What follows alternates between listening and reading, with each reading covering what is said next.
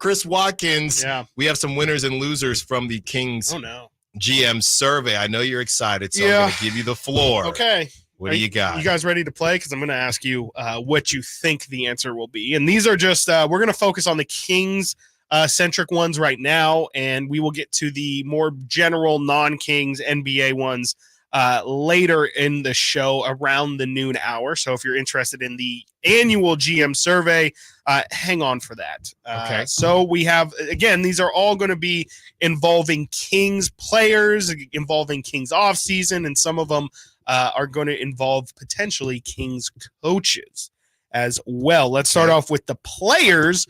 Which player? And these are, again, 32 NBA GMs are surveyed every single year and are given really free reign to answer however they want. You'll see it in some of the answers as we talk about all the time, like what position, like Kevin Huerter might come up. He's not going to, but he might come up in the who is the best small forward in the NBA. Right. Kevin Huerter might receive votes. So you are free reign to answer. If you think Kevin Huerter's a 2, if you think he's a 3, if you think Sabonis is a 4 and not a 5, you get the point. So some of these answers might be a little bit strange. It might need some explaining. Some are pretty straightforward.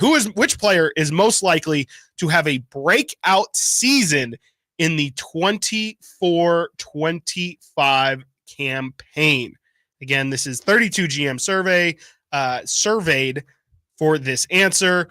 Who of the Sacramento Kings is most likely to have a breakout season according to GMs? And we will get to all the answers. It's got to be Keegan. It sure is. It is one Keegan Murray who falls in the others receiving votes category. As I'm trying, the link is no longer working for me, but Keegan Murray is in the others receiving votes category. He was not featured in this last season, and I can get that to you. Who was at the top of that list in just a minute? Who is the best power forward in the NBA? This is where one gets a little bit squirrely.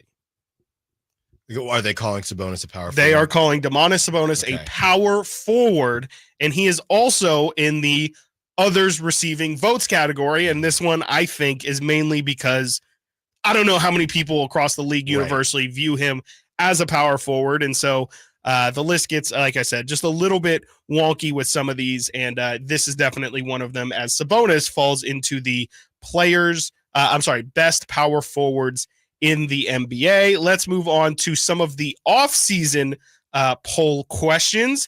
Which team made the best overall moves this offseason? Obviously, there's only one answer for that. There's no surprise. It is the Sacramento Kings. As an honorable mention, didn't quite get onto the list fully, but they did get an honorable mention. Which one player acquisition will make the biggest impact? DeMar DeRozan. He falls on the others receiving votes portion of this list, and as does he for the what was the most surprising move of the offseason. That was as well DeMar DeRozan. So here we go for the others. Now that I have the list in front of me for which player is most likely to have a breakout season. Again, that was Keegan Murray, who got others receiving votes. Number 1 on that list, Jalen Williams of the OKC Thunder. He got 13%. Evan Mobley got 10%. John Morant, funny enough, had 10%. Rolled his ankle yesterday. You see that? I did see that, yeah. Victor Wembanyama as well, getting 10%. Last year, Anthony Edwards led the voting with 23%. Best power forward in the NBA, again, Domantas Sabonis received the others receiving votes category. Giannis Antetokounmpo received 77% of the vote.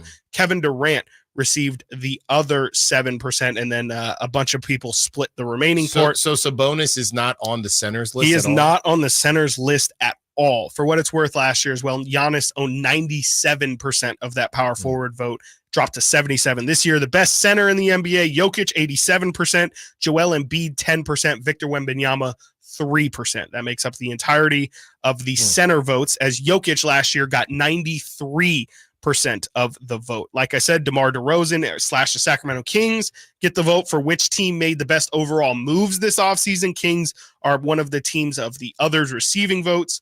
OKC finished number 1, 37%. 76ers finished number 2 at 33%. And the New York Knicks, I think kind of surprisingly, finished third at 20%. They get Karl Anthony Towns and Mikal Bridges this offseason and still finish third in the which team had the best offseason. Again, the Kings get honorable mention in that one. Another one in which the Kings were mentioned, again, which one player acquisition will make the biggest impact? That was, of course, DeMar DeRozan. The first place vote was Paul George. Second place was Mikal Bridges. Third place was Karl Anthony Towns. Fourth place was Alex Caruso. Last season, the Damian Lillard trade got 47% of that vote. And which move was the most surprising move of the offseason? That was, again, DeMar DeRozan finished third in that one. Karl Anthony Towns to the Knicks was number one. Paul George to the Sixers was number two. DeMar, number three, to Sacramento, getting 17% of the vote. Mikal Bridges to New York, 10%. Zachary Reese-Sachet getting drafted number one with 7% of the vote. Last year, the Holiday Lillard trade received 43% of the vote. Here's the last one we'll do for you in this segment. Which rookie, this is really surprising, which rookie was the biggest steal at where he was selected in the draft? This one is a massive, well, how many is this? 5-way tie for first place. Devin Carter receives votes, tied for first with Bub Carrington, Devin Carter, Johnny Furphy, Dalton Connect, Terrence Shannon Jr., and Nikola Topic, all receiving 10% of the vote. Matas Buzelis gets 7% of the vote. Your guy, Donovan Clingan, receives 7% of the votes as well. Last year, Cam Whitmore received 43% of the vote. But what? I didn't hear you. Yeah. Tajon Salon is not featured. Not featured. Let me see if he's in any of these rookie ones. He went too early. Who will win Rookie of the Year? Reed Shepard received 50% of the vote. None for Tajon Salon. Zach Edey. Zach Edey was number two at 30%, and Stephon Castle was number three at 13%. What about my new boy, Matas? Somehow Victor Wembanyama only got 50% of the vote last year. Matas was not featured on the Who Will Win Rookie of the Year, but he might be featured. No, he will. Oh, yes, he will be featured later in a different rookie voting, which we'll talk about at the noon hour. Some of the more fun NBA big picture stuff. But there you go. That is the first section, and we have about 5 more where the Kings are involved in that we'll get to in just a minute. Coming up next, we get to that part 2 as we talk about the coaching staff and just some different questions that get asked. Best home court advantage and which player is the fastest with the ball. Stiles Watkins, Sactown Sports. The NFL's leading rusher plays here. The handoff to McCaffrey, walks in the end zone. Handoff to McCaffrey, takes it right down to the goal line. He does his thing again. McCaffrey goes in motion right. Backwards pass led by Juszczyk. A block there. Hurdles a man. 10-5. Touchdown! CMC! You can hear all of Christian McCaffrey's touchdowns on your home for 49ers football. Sactown Sports. It's better over here. If you're 55 and up, T-Mobile has an exclusive rate plan just for you. Right now, get 2 lines of talk, text, and data for just $30 a line. That's a 45% savings versus Verizon and AT&T. Plus, you can get one of the latest 5G phones free when you add a line. That's right, a free 5G phone. Experience all this and more on America's largest 5G network. So why wait? At T-Mobile, customers 55 and up can get 2 lines of talk, text, and data for only $30 a line. Just go to T-Mobile.com/choice55 or visit your local store to make the switch. With AutoPay using debit or bank account plus taxes and fees, 45% off 2 lines versus AT&T Starter and Verizon Welcome. Plan benefits vary. Free phones up to $300 off with 24 monthly bill credits and qualifying new line for well-qualified customers plus tax and $35 device connection charge. Contact us before canceling your entire account to continue remaining bill credits. Bill credits end if you pay off device early. See details at T-Mobile.com.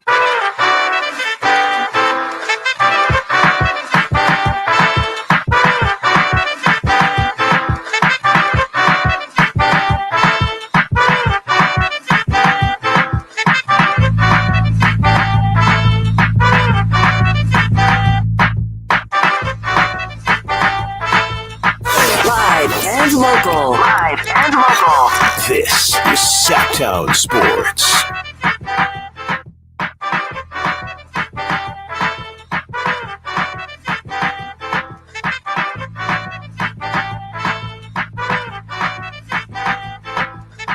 Stiles Watkins, congrats to our winner.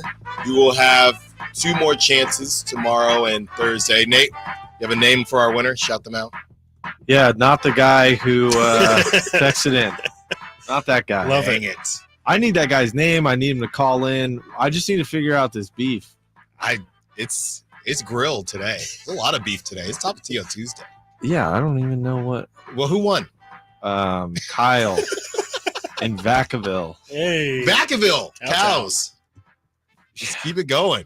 Just any cows. Yeah. You know. Kyle loves Come UC on. Davis because he's from That's Vacaville, right. right? That's right. That makes sense. Yeah, that's adding up. Mm-hmm. All right, Chris, let's get to this part 2 Okay. of the Kings that were featured in the NBA GM Okay.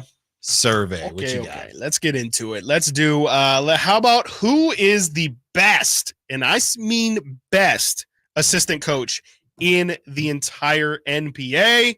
Nice to see that the Kings do get a vote. Obviously, they lose Jordy this offseason, and it still doesn't matter because they have one Jay Triano sitting on their sideline. Jay does only get the what's it called? Others receiving votes, the honorable mention. Last year, for what it's worth, Jordy Fernandez was number 1 on this list. 31% of the vote he received. He, of course, clearly other GMs, as this is voted on by, really like Jordy, and he gets the head coaching job of the Brooklyn Nets, obviously, this offseason. Sam Cassell is number 1 at 17%. And actually, former Sacramento Kings assistant coach, I think it was under Luke Walton. It might have been under Dave Yeager. Micah Nori, who's with Minnesota now, he ties Sam Cassell for best assistant in the NBA at 17%. Some of the other names, Sean Sweeney of Dallas Mavericks, Chris Quinn of the Miami Heat, and Jeff Van Gundy joined the staff of the Los Angeles Clippers this offseason. So he gets some votes as well. Shout out Jay Triano, one of my favorites, and is just an all-time hilarious guy. Which team, now as we get into just some of the more miscellaneous questions, which team has the best home court advantage? You know Sacramento would have been, this is the one. Like, this is their award. If they're not featured on this, this is how you really upset Kings fans. And they were just barely featured. Top 4? I would say 3? they received 1 vote, if I had to guess. They got 3% of the vote and finished at number 6. That's crazy. Was it Staples at number 1 because of the way Let's they do do it. the lighting? Let's play the feud, a Yeah, short yeah. version of the feud. Okay. I love Alan, this. Nate, which team has the best home court advantage in the NBA? Alan Stiles, you're sitting in the big seat, so you Not get first Miami. guess. Man, Yeah, not I'll tell you Miami. this right now. The Miami Heat are not featured. this is really a tough one. It doesn't have to. I'll give you a very leading hint that it doesn't have to be because of the fans. Huh. Okay. That. Oh. Maybe it confuses you even more. Yeah, but I thought that would definitely help throws me for a loop. at least with 2 of them. I would say it's more so about the the building. the outside. Madison Square Garden. The Madison Square Garden is is one of them. The tied for 3rd, the New York Knicks, receiving 13% of the vote. That What is the one of heck? them that I was referring to when I said it's not just about the people, the fans. The new Clipper Stadium obviously is not on there. That right? should would- be, but no. yeah. Like that's I had that'll they have probably a be next 4 year. a.m. club, by the way. I have not forgotten about that. We know. Frustrating. I'm just going to say it just based on who they are, the Celtics. The Celtics are number 3 as well, 13% of the votes. My all-time guess is the Lakers because of that lighting thing we always Lakers talk about. are not featured. Best home court advantage. It's definitely a really big thing. You're probably going to Oh, kick yourself. Milwaukee. Milwaukee is not featured. It's the Nuggets. It is the Denver Oh, Nuggets oh, receiving yeah. 47% of the vote. I would say it has nothing to do with the fans, and that all has to do with elevation. That was a Yes. good hint. I thought so. Honestly, I was trying to think of outside forces. Couldn't think of anything. Silly me. Denver Nuggets, 47% of the vote. OKC receives 17% of the vote. Boston, 13. The New York Knicks, 13. Utah Jazz, surprisingly, slip in at number 5 with 7%. And then the Sacramento Kings, 3% of the vote. Again, that if I had to do the math in my head, I would say that's probably 1 vote gotten. Utah Sacramento better Kings. than That's what the streets are saying. Unfortunately, I think the streets are saying that the Jazz have more pop than the Sacramento Kings. They Well, we'll have a little show. bit of elevation too, right? I think so. Yeah. I mean, Yeah. it's mountainous out there. You know, It it is. wouldn't surprise me at all. Which team's level of success this season is toughest to predict? Oh, That is- Grizzlies. Not featured on the list. Really? Memphis Grizzlies not Dang. featured on the list because Well, people think that they can figure it out, and they just are assuming. well, that would it's it gonna be be? I know amazing. somebody's going to get on me, but the Warriors. The Warriors didn't even get a single vote. Not even in the. They're just bad. Not even in the also receiving votes, which is interesting. Because I was just going to say Warriors and Lakers. Lakers are number one. 17% of the vote goes to the Los Angeles Lakers. 32 GMs surveyed which team's level of success this season is toughest to predict. Los Angeles Lakers, number one, 17%. Houston Rockets, number two, 13. As are the New Orleans Pelicans, 13%. At number four, the Phoenix Suns fall at 10%. The Dallas Mavericks and Sixers both at 7%. The Kings are just one of the teams receiving votes. Last year, the Sixers finished number one at 30%. Moving on to the next one. This one's so easy, guys. I mean, come on. Who's the fastest player in the NBA with the ball in their hands? Oh man, Pajemski. I would say Domantas Sabonis, hands down. Yeah. Hands down. It's De'Aaron Fox receiving 52% of the vote. Go. He did technically, I think, lose a vote. Last year, he finished first with 57%. This year, 52%. Number one, John Morant is number two at 38%. Tyrese Maxey, number three at 7%. My And guy. number four, Kyrie Irving at What? 3%. So there you It's go. like quick though. What about Tyrese yeah. Halliburton? Tyrese Halliburton not mentioned on that. Puma one. now. Thank you for letting I'd me be say so that. much better at these if I just got off TikTok, got all my sports from. You like know, well, a yeah, you normal- know, if your I wasn't Nickelodeon watching in and stuff. Watching vertical. Dora the Explorer. Slime. and Yeah, stuff. watching De'Aaron Slime Fox covered in athletes. slime. That's why he's so slow. What's next? Which player would you want taking a shot to win the game on the line? The chef. Yeah, Luca maybe he's on there. It's the chef. Let's see here. Which player would you want taking a shot with the game on the line? Number one is Wardell Stephen Curry, 40%, which is crazy because I don't know how many game winners he's at. All right. Number two Baby. is Kevin Durant, 23%. Number Really? three, Luka Doncic, 10%. Stop it. Number four, tied for fourth, two-way tie. Nikola Jokic, 7%. Damian Lillard, 7%. Jokic? Some of the others receiving votes, your very own DeMar DeRozan, Shai Gilgeous-Alexander, Kyrie Irving, and Jamal Murray. Last year, Steph led things with 37%, so he got an extra vote this year. Interesting. Whoopee. Clutch player. Whoopty freaking do. Clutch How about player that? right there? That's great stuff. Yeah, I love the GM survey. It's a really good time. SGA too, because like SGA got a others receiving vote for that. he is really confusing for me where he stands in the NBA. Yeah, I think a lot of people are trying to figure out exactly like what he, how much of last year is legit and how much was kind of an Look, Yeah. I'll tell you this much. I mean, and I think Chris, you had mentioned the rest of that team getting better, like Chet, and they have Jalen Williams on there. Yeah. It's possible. I mean, we got Minnesota locked in. If OKC gets off, if they take a step back or just have some growing pains, call it their version of a sophomore slump, then this thing gets wide open. Yeah. I don't think I think they'll be good enough to be top three. Don't get me wrong, but just anything is possible. And I know that's the one that we've pseudo locked in, but yeah, Shai to me is one of those guys where you just, what is it that you do here? Yeah. You do things well, but I don't really know how it's going to translate. It feels like almost like a shtick. Master That of like none. like somebody's going to figure out the shtick if he doesn't continue to expand. But he's so young, we're assuming that he does. Speaking about a shtick, has the Niners shtick gotten figured out? Colin Cowherd talks about the Niners and Brock Purdy, whether or not